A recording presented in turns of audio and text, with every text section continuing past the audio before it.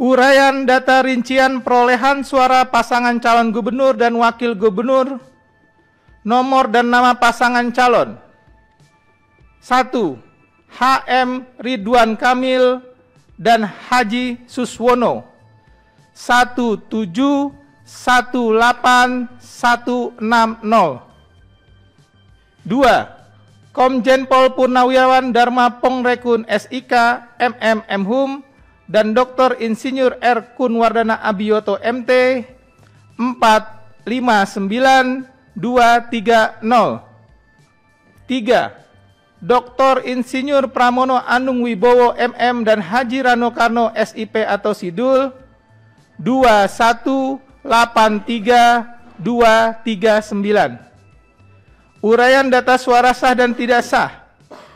Jumlah suara sah, saya ulangi, jumlah seluruh suara sah 4360629.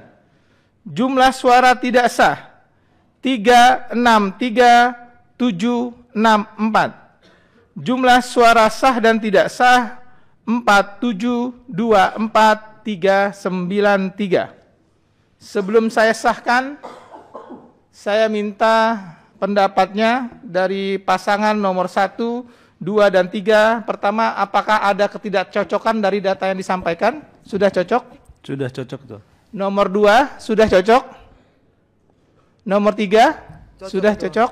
Cocok. Bapak Ibu sekalian, kita masuk agenda selanjutnya, penandatanganan sertifikat hasil berita acara dan sertifikat hasil. Karena tadi nomor 1 dan nomor 2 tidak mau menandatangani dan sudah membuat catatan keberatan, tentu saja kami tidak ingin keberatan ini berkembang menjadi opini di masyarakat, sehingga kami akan menjawab beberapa hal tadi yang sudah disampaikan oleh 01 dan 02. Pak Dodi, mungkin bisa dijelaskan prosedurnya seperti apa? Ya, baik, terima kasih Pak Ketua. Terhadap keberatan dari pasangan calon nomor 1 dan nomor 2, kalau terkait dengan tata cara dan prosedur, maka KPU Provinsi wajib menjelaskan terkait dengan tata cara dan prosedur. Sedangkan terkait dengan perselisihan hasil, apabila ada bukti dokumennya otentik dan dapat diterima dalam rapat pleno, maka kami melakukan pembetulan seketika. Karena keberatannya tidak terkait dengan selisih hasil, maka kami wajib menjelaskan terkait dengan tata cara dan prosedur. Pertama, terkait dengan keberatan C pemberitahuan yang banyak tidak terdistribusi. Menurut data rekapitulasi hasil formulir C pemberitahuan yang tidak terdistribusi, terdapat 800.417 formulir C pemberitahuan yang tidak terdistribusi atau 9,77% dari daftar pemilih tetap. Data yang tidak terdistribusi ini pun dapat dijelaskan karena beberapa faktor. Pertama, Mas, karena pemilih. Mas. Ya. Ini bukan tidak terdistribusi. Anda harus mengatakan bahwa perasa tidak terdistribusi berarti KPPS tidak melakukan apa-apa. Jadi menerima dan tidak membawa. Kemarin sudah dijelaskan bahwa apa yang dimaksud dengan melakukan distribusi itu mengantar ke alamat tujuan. Alamat tujuan yang dimaksud orangnya meninggal dunia, orangnya sudah tidak ada. Jadi orangnya sudah pindah alamat dan lain-lainnya, kan sudah jelas. Itu berarti perasa dia melakukan distribusi, bukan tidak. Ini yang harus dikoreksi sehingga opini publik tidak dibawa ke situ. Oke, ya, terima kasih. Kami hanya membacakan format yang ada bahasanya. Enggak, Anda penyelenggara ya, kata-kata itu merugikan kami. Siap. Ya, terima kasih. Oke, makasih Bang masukannya. Kita jelaskan aja ya. Ya, baik. Ini juga bukan merugikan paslon, Pak, merugikan penyelenggara. Seolah kami tidak berdistribusi, ya kan? Padahal petugas KPPS sudah melakukan distribusi, tapi karena yang pemilih tersebut ditemui di rumah meninggal dunia, pindah alamat domisili, tidak dikenal, pindah memilih karena berubah status atau karena tidak berada di tempat. Jadi data ini menjelaskan banyak hal, yaitu bahwa penyelenggara sudah berupaya untuk melakukan distribusi kepada pemilih, namun terkendala faktor teknis sehingga tidak sampai kepada pemilih. Perlu kami jelaskan dalam peraturan KPU dan nomor 17 tahun 2024 tentang pemungutan dan penghitungan suara, serta keputusan KPU nomor 1774 tentang pedoman teknis pemungutan dan penghitungan suara. Kalau formulir C pemberitahuan tidak terdistribusi, maka bisa diambil kepada ketua KPPS atau kepada KPPS sampai dengan H-1 dengan menunjukkan KTP elektronik dan screenshot daftar pemilih tetap. Kalau nanti pada hari dan formulir C pemberitahuan itu dilakukan rekapitulasi sampai dengan H-1 pukul 17.00. Kemudian kalau ada yang hari H datang meminta C pemberitahuan, tetap diberikan oleh petugas KPPS. Sehingga kalau tadi disarankan harus direkap, H-1 sudah dilakukan rekapitulasi sebelum pemungutan dan penghitungan suara. Tapi kalau ada pemilih yang hadir kemudian meminta C pemberitahuannya pada KPPS, karena pada saat distribusi yang bersangkutan tidak berada di tempat, itu tetap diberikan haknya. Jadi ini menunjukkan bahwa penyelenggara sudah bekerja sesuai dengan ketentuan peraturan perundang-undangan.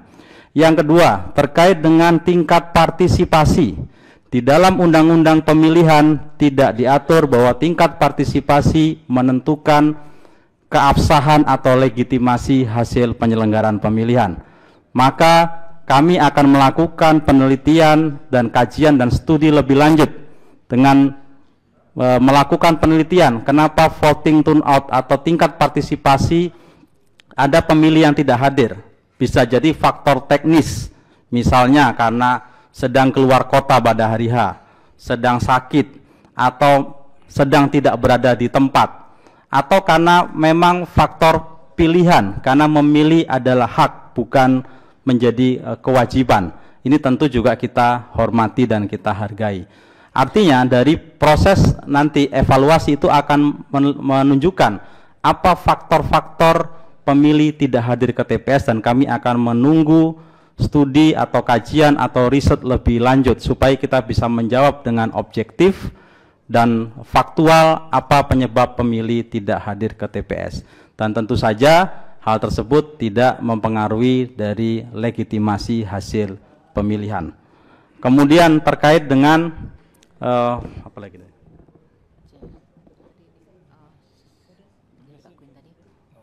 Sudah ya. Apalagi? Keberatan secara berjenjang itu loh.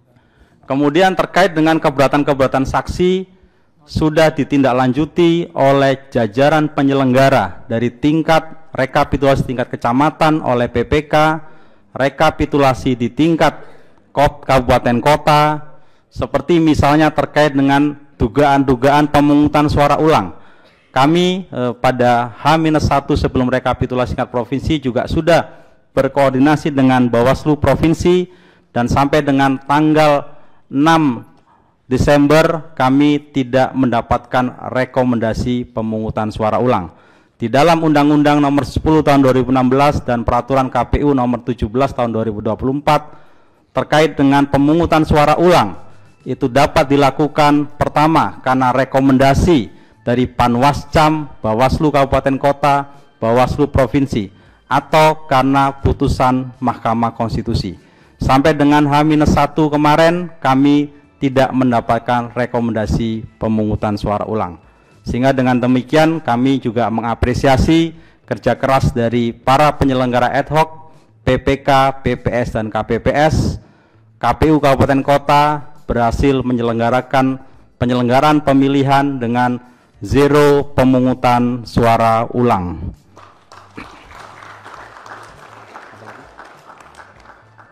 Saya kira itu hak kami untuk memberikan jawaban dan klarifikasi terkait dengan catatan-catatan keberatan dari saksi pasangan calon. Sebagai catatan, saksi pasangan calon dari semua tingkatan, di tingkat kecamatan sebagian besar menandatangani, di tingkat kabupaten kota paslon nomor 1 tidak bertandatangan, kecuali di Jakarta Selatan bertandatangan 33 pasangan calon. Sedangkan saksi pasangan nomor 2 dari tingkat kecamatan, tingkat kabupaten kota semua bertanda tangan dan tidak ada keberatan. Kejadian khusus hanya di tingkat provinsi menyatakan tidak menerima hasil pemilihan. Demikian Ketua yang bisa kami sampaikan. Saya kembalikan ke Ketua.